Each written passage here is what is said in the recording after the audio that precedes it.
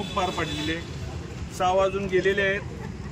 आज इथं राजारामपुरी 10व्या अलीमध्ये अमर निंबाळकर आणि आसिफ मुल्लानी यांच्यात एक पैजेचा सौदा झालेला आहे। नितीन पाटील साक्षीदार आहेत।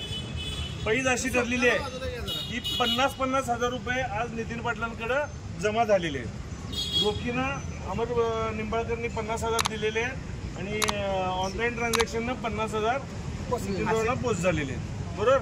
आता ह्या पैज अशी आहे की जर समजा अमर निंबाळकर यांचा संजय सदाशिवराव मंडलिक हा धनुष्यबाणावरचा जर उमेदवार निवडून आला तर अमर निंबाळकरना आसिफ मुल्लानीचे जमा केलेले 50,000 रुपये त्यांना पोच मिळणार।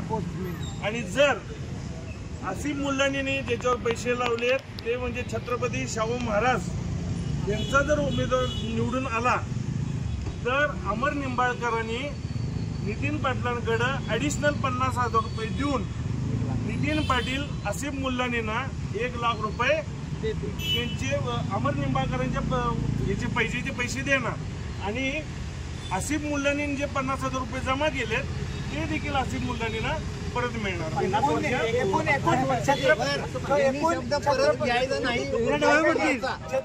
शाहू महाराज निवडून आले आसिफ मुल्लानींना टोटल 1.5 लाख रुपये मिळणार।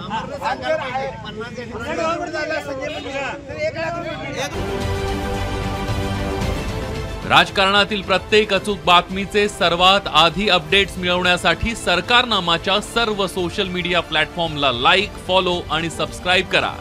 तसंच सर्व नोटिफिकेशनसाठी बेल आयकॉन प्रेस करायला विसरू नका।